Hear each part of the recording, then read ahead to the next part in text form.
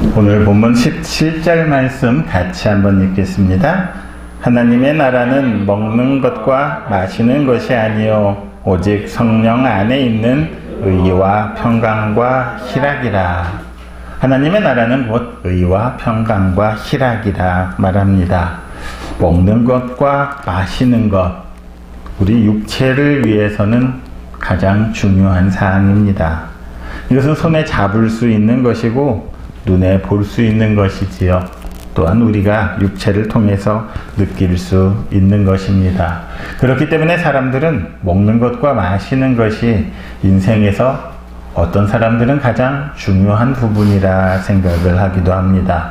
그래서 삶의 목적을 여기에 두고 더 좋은 것을 먹고 더 좋은 것을 입고 마시기 위해서 살아가는 사람들도 많이 있습니다. 그런데 오늘 본문은 하나님의 나라는 이런 것들이 아니라고 말합니다. 우리가 지금 살아가고 있는 이 세상에서 가장 중요하다고 생각되는 그것들이 하나님의 나라는 아니라는 것입니다. 하나님의 나라는 오직 성령 안에 있는 의와 평강과 희락이라 말합니다. 앞에 있는 것 먹고 마시는 그것들이 아니라 오직 뒤에 오는 의와 평강과 희락이라고 말하는 것이지요.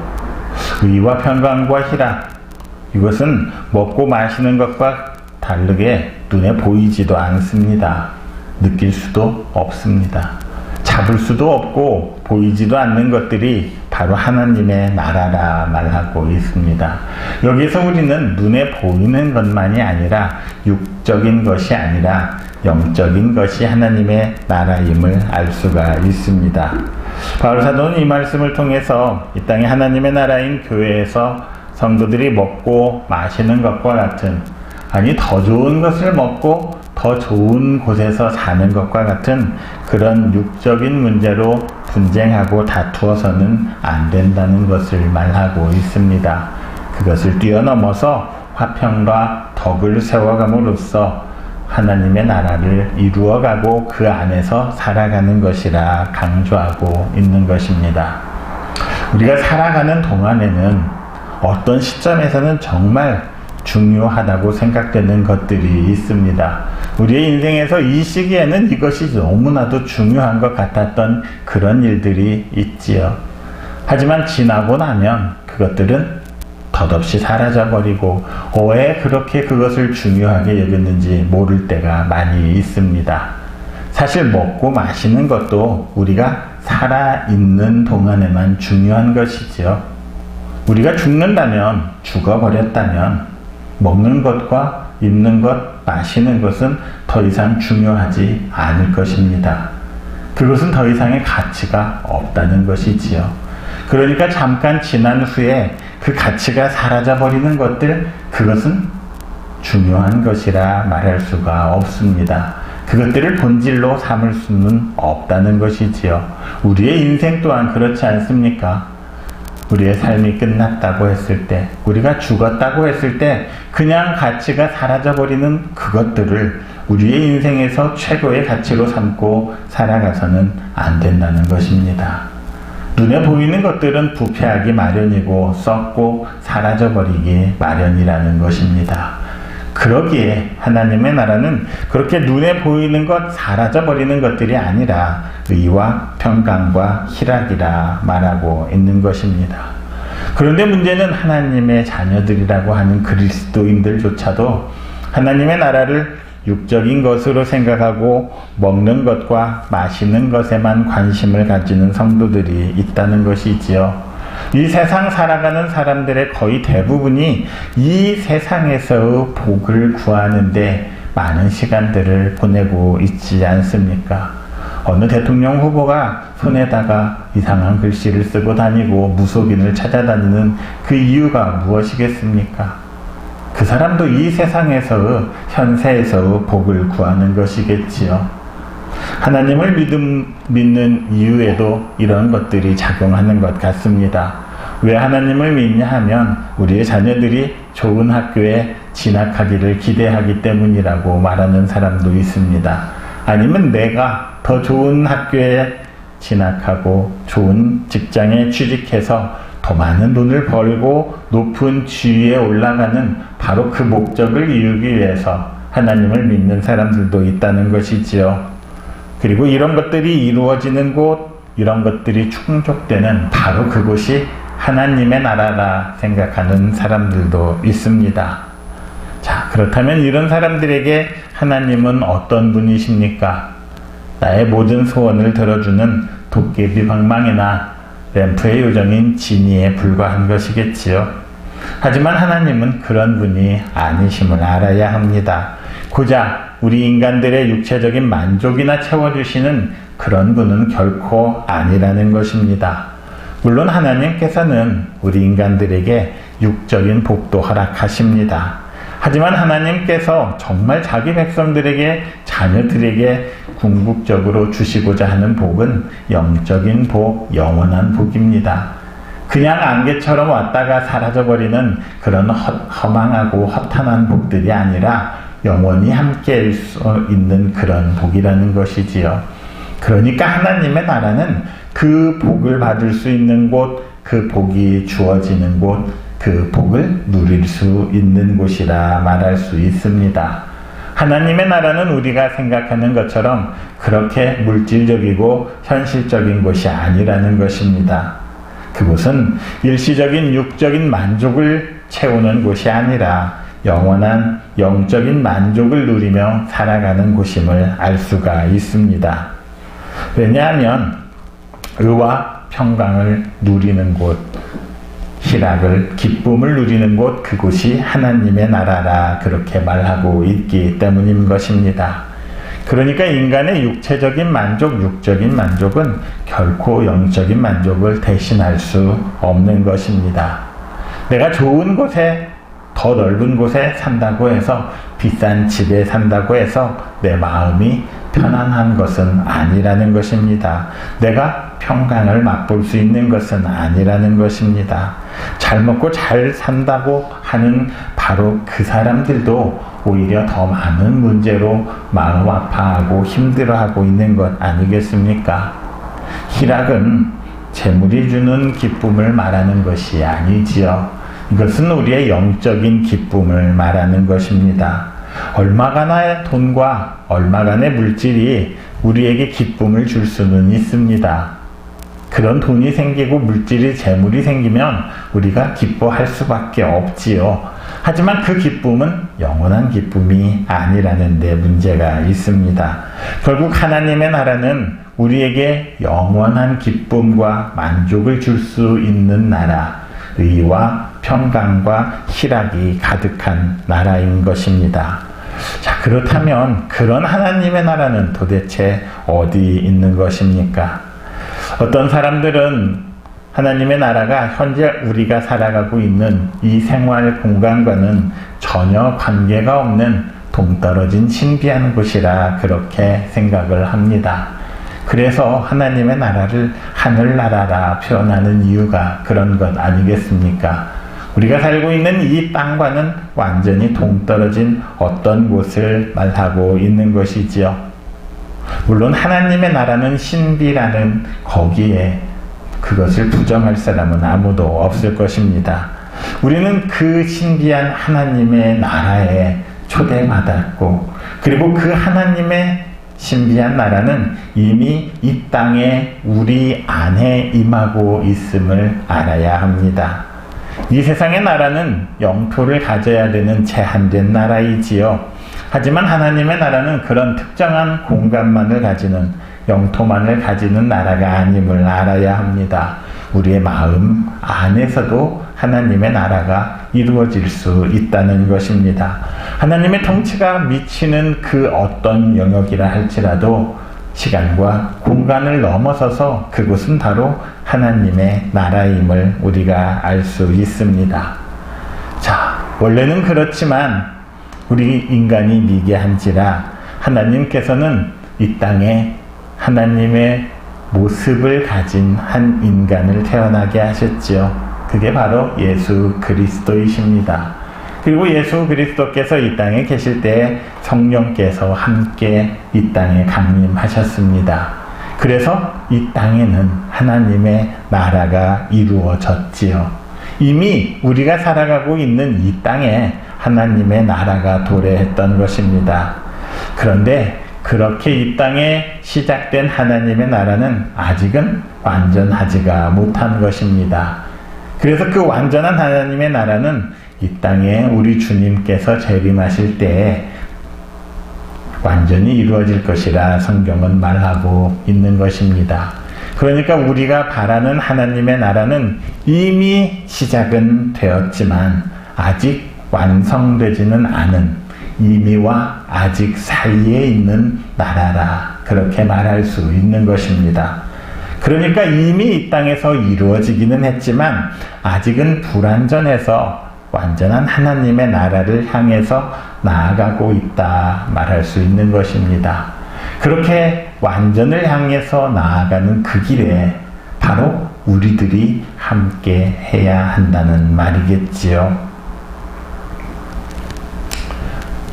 이미 예수님이 이 땅에 오심으로써 시작된 하나님의 나라는 우리들도 조금씩 그 나라를 맛보며 살아갈 수는 있습니다.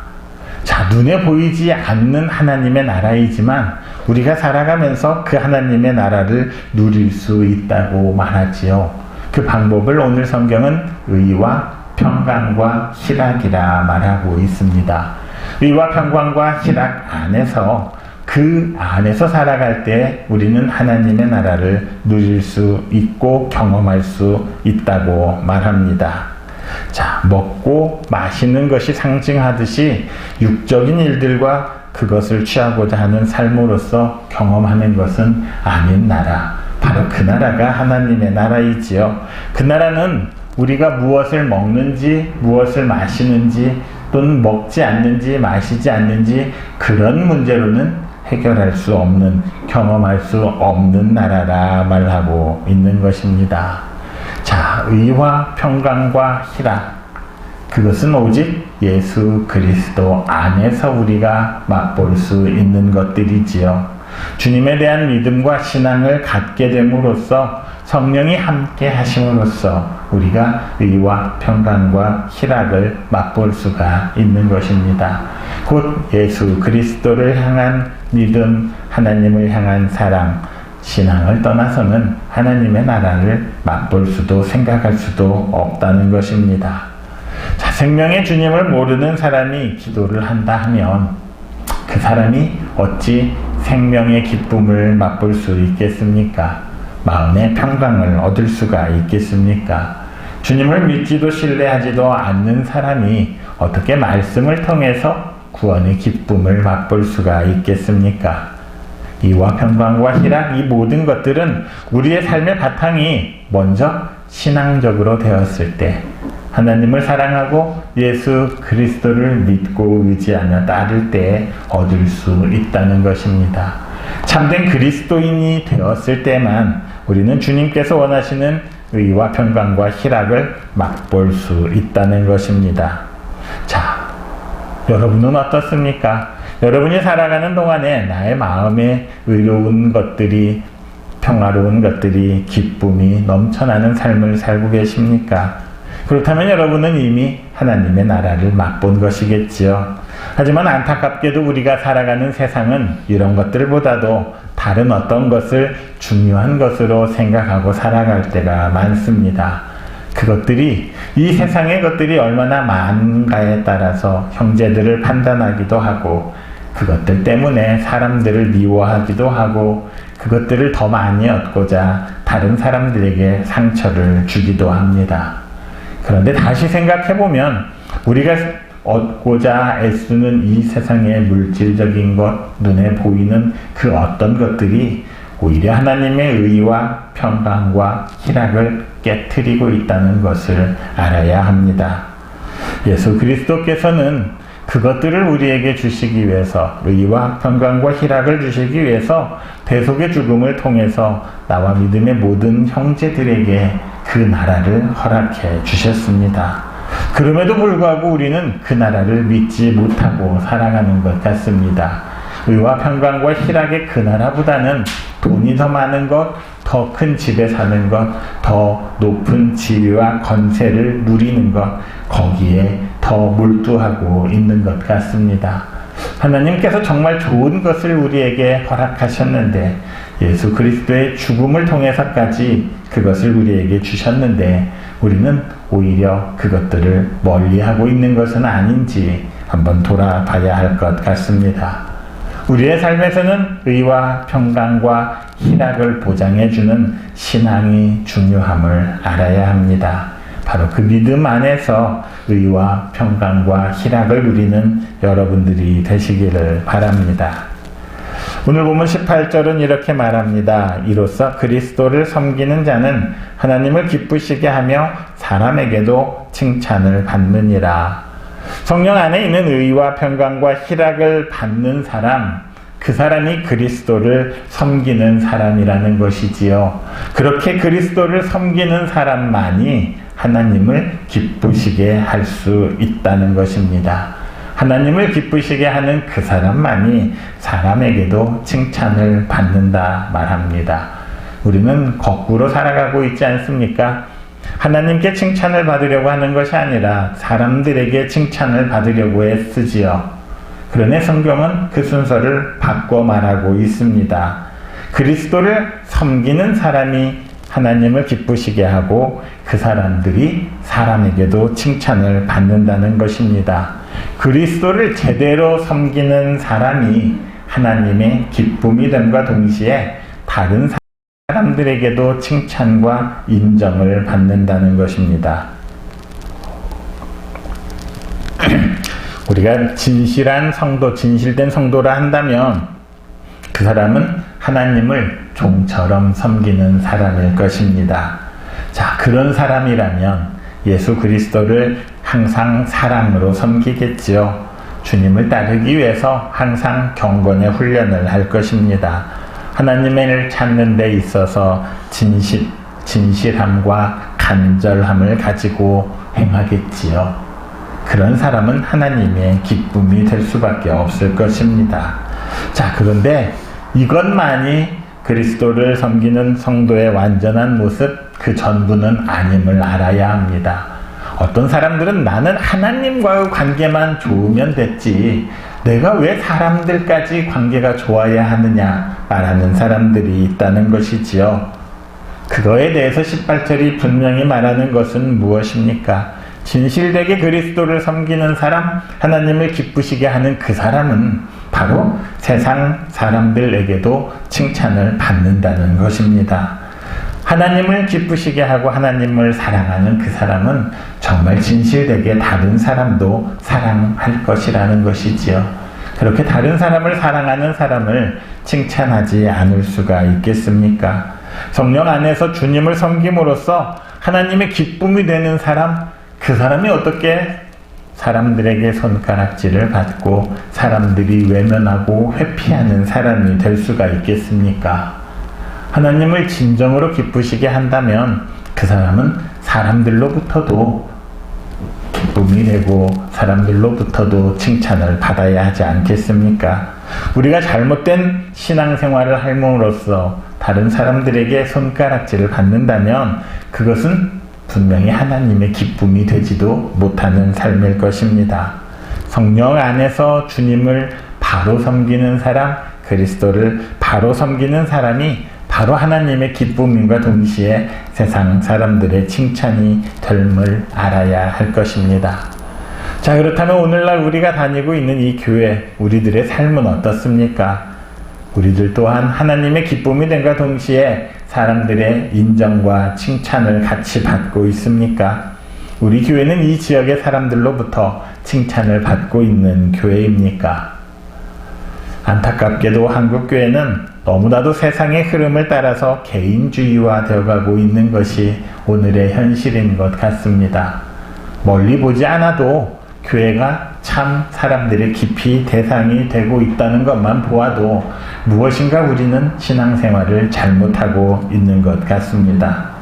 하나님을 섬긴다고는 하지만 다른 사람을 사랑하라는 하나님의 말씀을 실천하는 그것은 원하지 않는 것처럼 보입니다. 하나님 사랑, 이웃 사랑은 입으로 외치고 다니지만 나는 내가 내 방식대로 하나님만 사랑하면 된다는 사람들이 점점 늘어나고 있는 것 같습니다.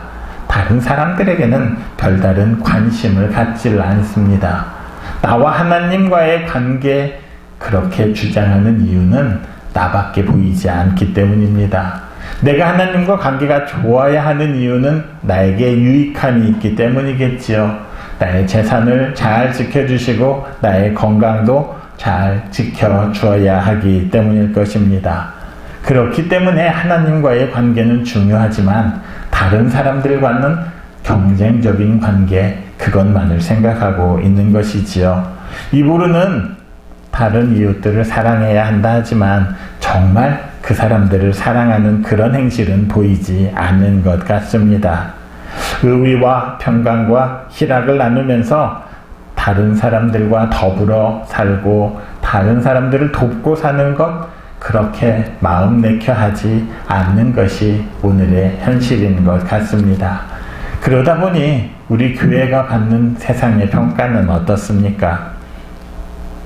사람들은 그리스도인들을 일반적으로 어떻게 생각합니까? 그 사람들이 정말 의와 평강과 희락을 쫓는 사람들이라 그렇게 평가합니까? 아니면 자기의 편리와 이익을 위해서라면 최고로 약삭빠른 사람, 한번 형제를 미워하기 시작하면 결코 용서하는 법이 없는 완고한 사람, 자기에게 잘못 보이면 수단과 방법을 가리지 않고 괴롭히는 무서운 사람, 비판과 원망만 하는 냉소적인 사람, 혹시 그리스도인들을 이렇게 평가하고 이렇게 말하고 있는 것은 아닌지 한번 우리가 다시 한번 돌아봐야 할 것입니다. 원래 교회가 그런 곳이었습니까?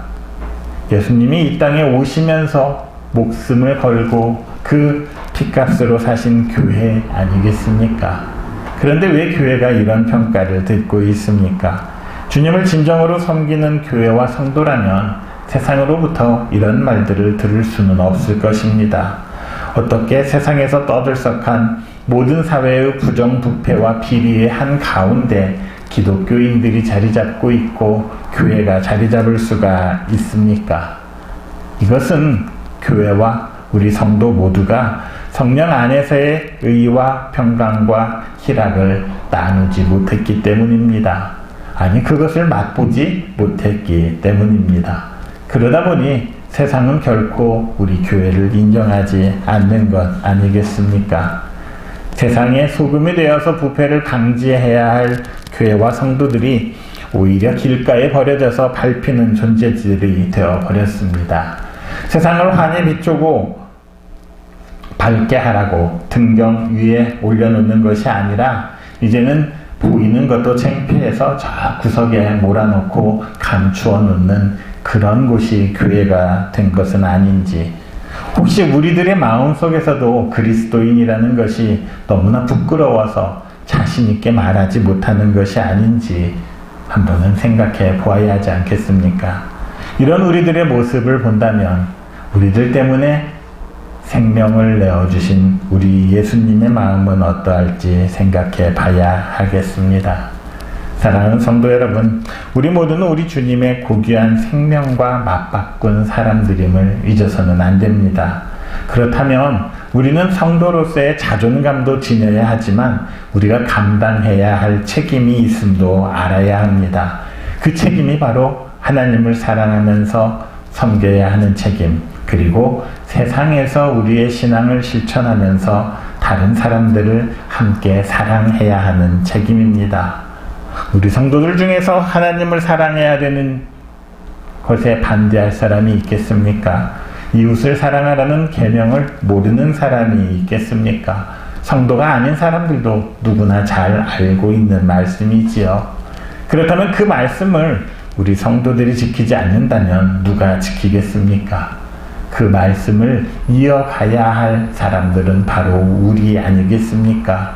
그래서 우리가 그렇게 살아갈 때에 아직 완성되지 않은 하나님의 나라도 조금씩 완성되어 가는 것 아니겠습니까?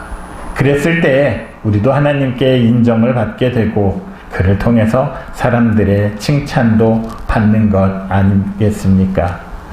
칭찬을 사람들의 말이라 평가절하할 수도 있습니다. 하지만 세상 사람들의 진실된 칭찬은 바로 우리를 인정하시고 칭찬하시는 하나님의 또 다른 칭찬의 방법임도 알아야 할 것입니다. 우리 교단이 거룩한 교회, 다시 세상 속으로 이런 주제들을 많이 가지고 있었습니다. 거룩한 교회가 되자는 것은 사회에서 보다 더 칭찬을 받자는 것 아니겠습니까? 다시 세상 속으로 들어가서 원래의 교회들의 모습을 보여주자는 것 아니겠습니까? 그렇게 거룩한 교회로 돌아가서 그 거룩함을 가지고 다시 세상 속으로 들어가 빛과 소금의 역할을 하자는 것이겠지요. 그대로 됐다면 우리는 모두 하나님의 기쁨이 될 뿐만 아니라 사람들에게 칭찬을 받는 성도들이 되었을 것입니다. 그런데 안타깝게도 그것은 정말 표어에서 끝난 것만 같습니다. 그냥 입에서만 맴도는 구호였던 것 같습니다. 그렇게 되면 설령 우리가 세상으로 나간다고 해도 어느 누구도 우리를 반가워하지 않을 것입니다. 반겨주지 않을 것이라는 것이지요. 이제는 말뿐이 아니라 전도도 선교도 착한 행실이 뒷받침되지 않는다면 어느 누구도 우리를 통해서 하늘에 계신 우리 아버지께 영광을 돌리지 않을 것입니다. 마태복음 5장 16절은 우리 성도들이 품고 살아가야 할 말씀을 이렇게 말합니다. 이같이 너희 빛이 사람 앞에 비치게 하여 그들로 너희 착한 행실을 보고 하늘에 계신 너희 아버지께 영광을 돌리게 하라. 우리의 빛은 착한 행실을 통해서 사람들에게 비춰질 수 있는 것입니다. 사랑하는 성도 여러분, 예수님께서는 입으로만 주여 주여 하는 자들을 믿음 있는 사람이라 하지 않으셨습니다. 진정으로 믿음이 있는 사람은 그 가진 믿음의 분량대로 입으로가 아니라 삶에서 행동하며 살아가는 사람이라 말씀하셨습니다. 그렇게 각자의 믿음의 분량대로 어떤 사람은 굶주린 사람에게 먹을 것을 주고 어떤 사람은 목마른 자들에게 마실 것을 주고 추운 사람에게는 따뜻하게 해주고 슬픈 사람에게는 위로를 준다면 그것이 바로 우리가 주님을 섬기는 길이 아니겠습니까? 그 길이 바로 하나님을 기쁘게 하는 길임을 잊지 마시기를 바랍니다. 어느 단체건 간에 요즘은 안 그런지 모르겠지만 정말 열심히 성경 보고 열심히 기도한다고 하는 사람들이 오직 성경만 보고 오직 기도만 하느라 다른 사람들에게 관심을 갖지 못하고 오히려 혼자만 외톨이가 되어가는 그런 경우를 본 적이 있습니다. 그것은 결코 하나님이 원하시는 기쁨이 될 수가 없지 않겠습니까? 다른 사람들을 정말 하나님의 마음으로 예수 그리스도의 마음으로 사랑할 때에만 그들의 필요에 맞춰서 굶주린 자에게는 먹을 것을 목마른 자에게는 물을 줄 수 있는 것 아니겠습니까?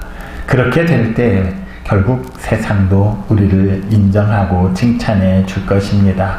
그렇지 않고 입으로만 예수 천당을 백날 외쳐봤자 아무에게도 그것은 큰 감동 하나도 주지를 못할 것입니다. 이제는 오늘 말씀처럼 우리 모두가 세상에 나아가서 내가 가진 선한 양심에 거리낌 없이 믿음의 분량대로 행해야 하지 않겠습니까? 정말 이 땅에서 썩어져 버릴 그런 것들의 가치를 두고 살 것이 아니라 의와 평강과 희락, 썩어지지 않고 영원한 하나님께서 우리에게 주신 그 선물들, 그것들을 찾아 나갈 때 우리는 하나님의 기쁨이 됨과 동시에 사람들의 칭찬도 같이 받을 수 있을 것입니다. 그렇게 하나님을 향한 올바른 믿음을 가짐으로써 하나님의 영인 성령 안에서 의와 평강과 희락이 넘치는 하나님 나라를 맛보며 살아가는 여러분 모두가 되시기를 그리스도이신 예수님의 이름으로 축원합니다.